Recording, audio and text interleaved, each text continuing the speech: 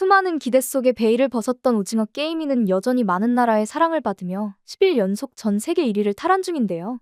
이와 더불어 해당 드라마에서 나오는 게임부터 인물, 심지어는 도시락까지 화제가 되고 있습니다. 사실 오징어 게임의 열풍이 놀라울 수밖에 없는 것이 해당 드라마에서 나오는 요소들은 한국인에게만 추억을 소환시키는 소재들이기 때문인데요. 외국인들 입장에서는 공감할 수 없는 요소들로 가득한 드라마이기도 했습니다. 그렇기에 더 관심이 없지 않을까 싶었지만 오히려 해외에서는 이런 생소한 게임들이 흥미를 불러일으켜 선풍적인 인기를 끈 것으로 보고 있는데요. 심지어 오징어 게임의 인기는 오징어 게임2를 골든글로브 작품상 후보에 올라가게 만들었습니다. 수상은 불발되며 아쉬움을 남기기는 했으나 드라마가 공개되기도 전에 후보에 올랐다는 것이 알려지며 화제를 불러일으켰는데요. 황동혁 감독은 인터뷰에서 시즌을 나누게 될 때 시상식에 대한 기대감은 접었다라고 표현하며 노미네이트가 된 것만으로도 충격을 받고 놀랐다고 밝혔는데요. 특히 1년 동안 나온 작품들 중에서 가장 뛰어난 작품들을 후보에 올리는 골든글로브에서 공개가 되지도 않았던 작품인 오징어 게임2를 후보에 넣은 것만 보더라도 시즌1의 파급력이 얼마나 컸었는지 알 수 있는 상황이기도 했습니다. 참고로 시즌1은 자연스럽게 한국 배우들을 글로벌 배우로 성장하게 만들어주었는데요. 특히 주인공 성기훈 역을 맡았던 이정재는 오징어 게임으로 인하여 미국 배우라면 누구든지 한 번쯤은 꿈꾸는 배역을 맡게 되는 영광을 누렸습니다. 바로 미국인이라면 누구든 사랑에 맞지 않는다는 스타워즈의 제다이 역을 맡게 된 것인데요. 제다이는 스타워즈 세계관에서 중요한 역할로 평화를 숭상하는 무력 조직의 일원이라고 볼 수 있는데요. 스타워즈의 모든 주인공들이 제다이였던 것을 보면 그 존재 자체가 얼마나 중요한지를 알 수 있습니다. 하지만 오랜 시간 동안 사랑을 받았던 시리즈물이었으나 해당 세계관에서 동양인 제다이는 없었습니다. 그리고 드디어 동양인 제다이가 나왔는데 그게 바로 이정재였던 것이죠. 그렇기에 그가 맡은 역할은 더 특별할 수밖에 없었는데요. 바로 그가 영어로 연기를 하느냐는 것이었죠. 해당 드라마는 미국 제작진들을 바탕으로 한 드라마였기에 영어 대사가 많을 수밖에 없었는데요. 영어가 모국어가 아니기에 그의 연기가 제대로 이어질 것인지에 대한 의문도 많았습니다. 하지만 모두의 예상은 해당 드라마의 첫 화가 방영되고 사라지게 되었는데요. 많은 사람들이 그의 영어 실력에 놀라워했으며 한 번 나오고 많은 조연이 아닌 드라마를 주연의 역할을 이정재가 하고 있었기에 더욱 놀라워할 수밖에 없었죠. 심지어 모국어를 사용하는 것이 아니었음에도 연기력 논란이 생기지 않았는데요. 자연스럽게 연기하는 그의 모습은 마치 해당 캐릭터 본인처럼 보였기에 보는 사람으로 하여금 감탄을 불러일으키기도 했습니다. 그만큼 이정재는 자연스러운 영어 연기를 하기 위해서 발음 교정, 끊어읽기 등을 계속하다 보니 혀 양쪽이 다를 정도가 되어 음식을 먹기가 힘들었다고 밝힐 정도였는데요. 이렇게 영어를 위하여 노력한 것은 이정재만 있었던 것은 아닙니다. 사실 해당 드라마에서는 이정재보다 전에 해외에서 여러 역할을 맡으며 새로운 도전을 꾀했던 인물이 있었는데요. 바로 이병헌입니다. 이병헌은 한국에서 연기로는 그 누구도 비난할 수 없다는 이야기를 들을 정도로 연기로 인정받은 바 있는 배우인데요. 그는 할리우드로 진출하기 위해서 단역이라도 하겠다는 의지를 가지고 해외로 향했었습니다. 그래서 맡게 된 역할이 지아이 조의 스톰 섀도우 역이었는데요. 시리즈 첫 번째에서는 많은 분량을 선보였다고 보기 어려웠으나 그의 연기와 액션은 많은 이들의 뇌리에 박히게 되었습니다. 그래서였는지 두 번째 편에서는 확실히 처음보다 분량이 늘어나서 많은 사람들을 해당 캐릭터에 열광하게 만들었는데요. 영어를 사용하고 있음에도 남다른 연기를 내보인 이병헌은 점차 할리우드에서 입지를 넓혀갔습니다. 특히 세계적으로 사랑받는 터미네이터 시리즈에 참여하며 강렬한 이미지를 남기기도 했는데요. 하지만 역시 그가 가장 사랑받을 수 있는 이유는 능통한 영어 인터뷰 덕분이었던 것으로 보입니다. 이병헌 특유의 중저음은 할리우드에서도 좋아하는 톤이었는데요. 특히 한국어를 할 때와 영어를 할 때 목소리 톤이 비슷하기 때문에 듣는 이로 하여금 거리감을 느끼지 않게 만들었습니다. 더군다나 각자의 언어에 따라 성대를 사용하는 것이 달라 목소리 톤이 달라질 수 있는데 이병헌은 이런 사실을 극복해낸 것이라고도 볼 수 있죠. 할리우드 진출을 하기 위해서라고는 하지만 많은 분들이 아시겠지만 한국인에게 영어를 배우는 것은 유독 어려운 일입니다. 문법이 다르며 발음 자체도 한글과는 다르며 언제 사용하느냐에 따라 명사의 뜻이 달라지는 경우도 있습니다. 영어의 경우 스페인어 혹은 불어와 비슷한 단어는 있지만 한국어와는 단어가 완벽히 달라 단어를 전부통으로 외울 수밖에 없는데요. 그렇기에 영어로 인터뷰를 하는 수준에 오른 것이 더욱 대단하게 느껴질 수밖에 없습니다. 그 외에도 이병헌이 해외에서 더욱 각광을 받았던 이유가 있는데요.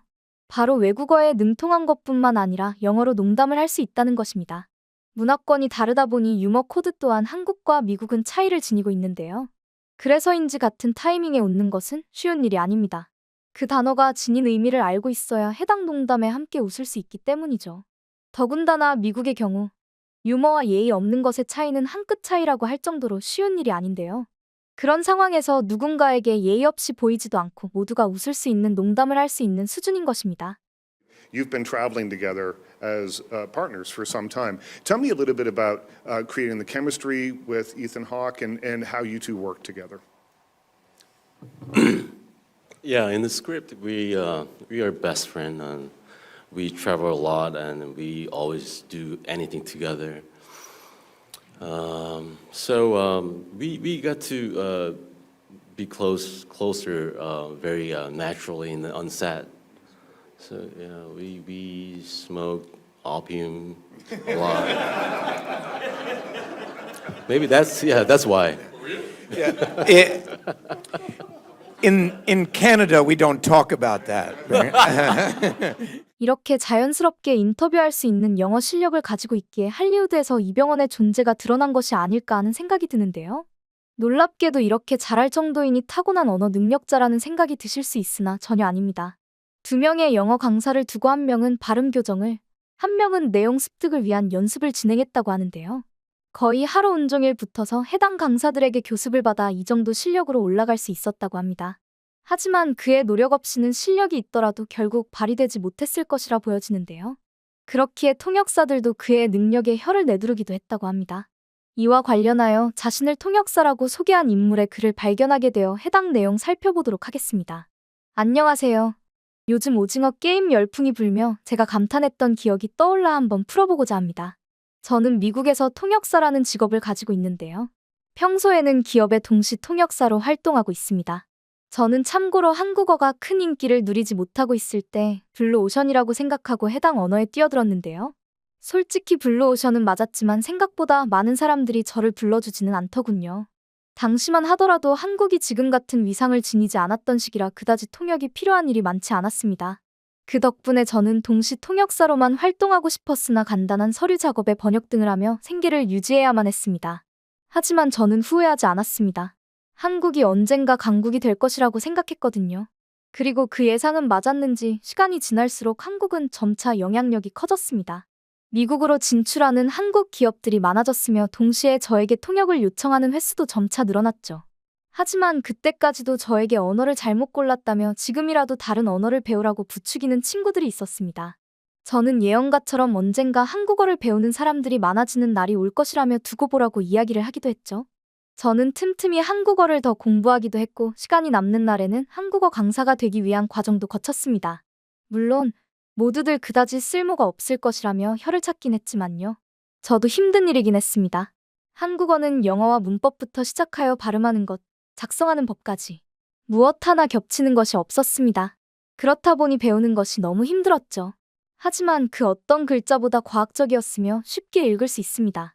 어떤 발음이든 발음할 수 있다는 것도 큰 장점이었죠.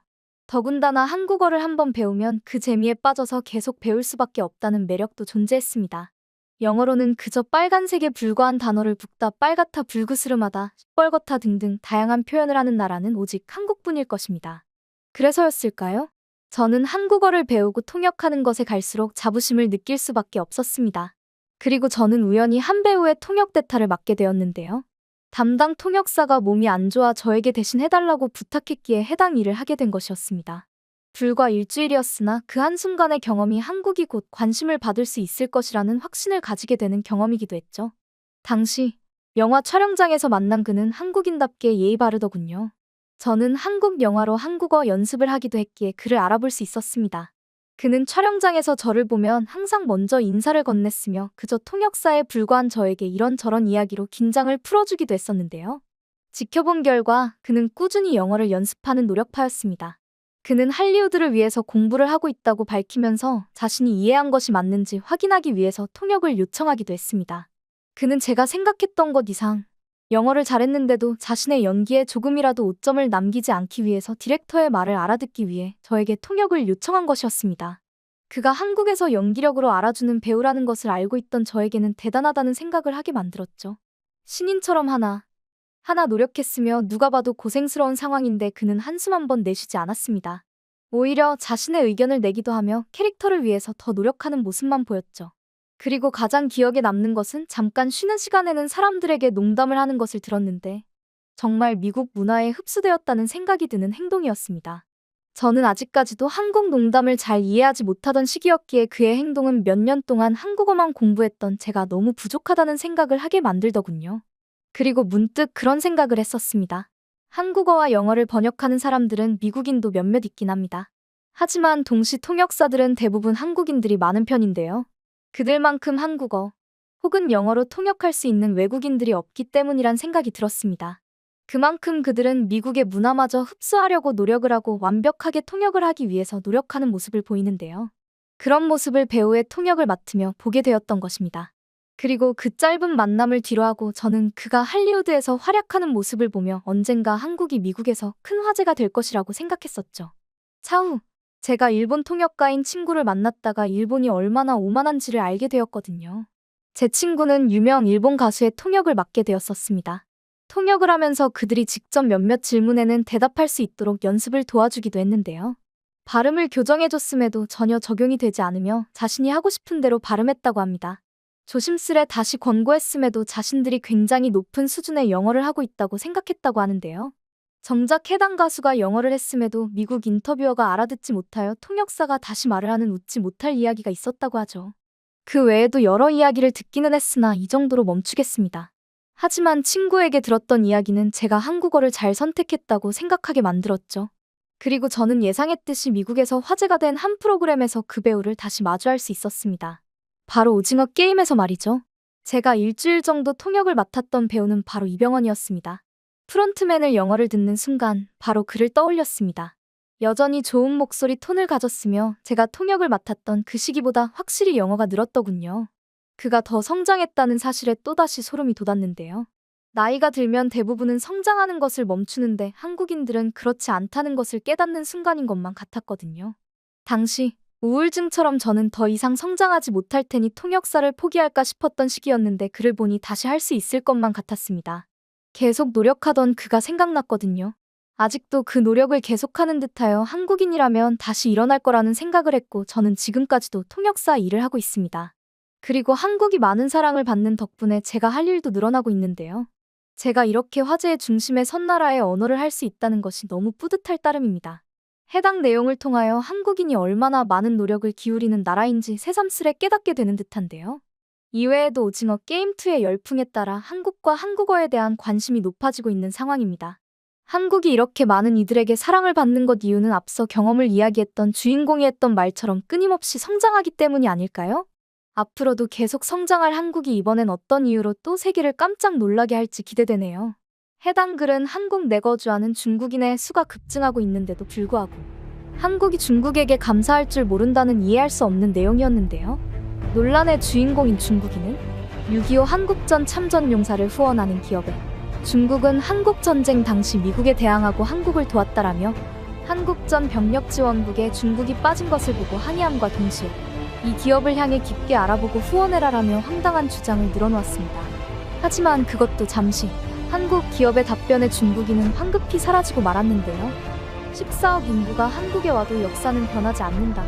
해당 기업은 수십 년간 왜곡을 일삼아온 중국과 중국인에게 일침을 놓았고 이 외에도 올바른 한국전쟁에 대한 역사를 알렸습니다. 실제 해당 기업은 한국전쟁 역사의 진심인 기업으로 익히 알려져 있기에 많은 한국인들이 통쾌하다며 호평을 쏟아냈는데요. 그리고 얼마 전 이 기업이 국내에 큰 파장을 일으킬 만한 영상을 공개해 화제가 되었습니다. 깨진 유리창, 무너질 듯한 천장, 얼룩진 벽지와 씻을 수조차 없는 화장실. 그야말로 충격적인 이 공간에서 수십 년을 거주해 온 참전용사의 참혹한 현실을 알린 것입니다. 한국의 자유를 위해 6.25 전쟁에 직접 자원했던 김영길 참전용사. 그는 정전 후 뼈저린 가난 속에 살아오며 평생을 고통받아왔습니다. 또한 현재 피부암이란 병까지 앓고 있으며 무더운 여름, 씻기가 힘든 화장실로 인해 보일러실에서 물을 받아 세수를 하고 한 달에 2번 오는 목욕차만 기다리고 있는 심각한 상황이었는데요. 하지만 얼마 전 그에게 기적이란 것이 찾아옵니다. 참전용사의 소식을 전해들은 한 국내 기업이 망설임 없이 지원을 결정하였고 피부암을 앓고 있는 참전용사에게 가장 시급한 화장실 수리를 대대적으로 개선하기 시작했습니다. 그리고 참전용사는 바뀌어가는 화장실을 보며 자신을 잊지 않고 찾아와준 한국인들의 몇 번이고 감사를 표했는데요. 현재 참혹했던 이곳은 여느 평범한 화장실처럼 변화되었습니다. 참전용사는 그 모습에 한참을 말을 잇지 못하였고 한국인들의 보답에 감격하며 몇 년 만에 환히 웃어 보였습니다. 인프레쉬. 이곳은 현재 김영길 참전용사를 시작으로 국내 생활고를 겪는 참전용사들을 위해 전자제품, 주거 개선 등 아낌없는 지원을 하고 있음이 밝혀졌습니다. 뿐만 아니라 1천만 원 상당의 식사 상품권 제공, 10,000km가 떨어진 에티오피아를 비롯해 필리핀, 태국에 가 의료, 물품, 금전 지원 등 그야말로 세계를 돌아다니며 지원하고 있습니다. 이에 수많은 외신들이 앞다투어 인프레쉬의 소식을 보도하고 있는데요. 한국의 정체성을 보여주는 기업, 한국은 우리를 잊지 않았다. 기적의 한국인들, 국가를 대신해 나선 이 기업의 행보의 세계는 열광했고 인프레쉬는 한국인이기 때문에라는 답 한마디를 남겼습니다. 현재 인프레쉬는 한국인이라는 이유로 또 한 번의 기적을 창출하기 위한 준비를 하고 있습니다. 6.25 한국전쟁 당시 조국의 자유를 위해 싸우던 참전용사들의 간절한 염원이 담긴 태극기 키링을 공개한 것인데요.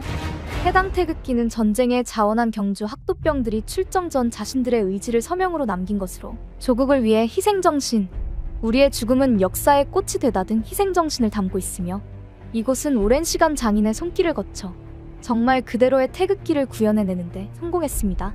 세상에 하나뿐인 이 태극기는 역사를 담아내고 있으며 많은 한국인들이 일상 속 기억을 했으면 하는 바람으로 차키, 가방, 휴대폰 등에 달 수 있는 키링으로 개발을 한 것인데요.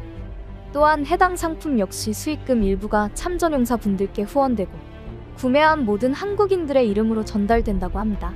인프레쉬는 365일이 국경일인 듯 지금도 이 같은 소식을 알리며 후원하고 있습니다.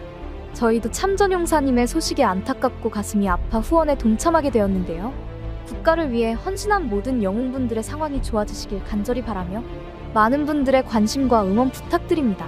상품의 구매처는 고정 댓글에 남기겠습니다. 이제 우리가 참전용사님에게 관심을 가질 때입니다.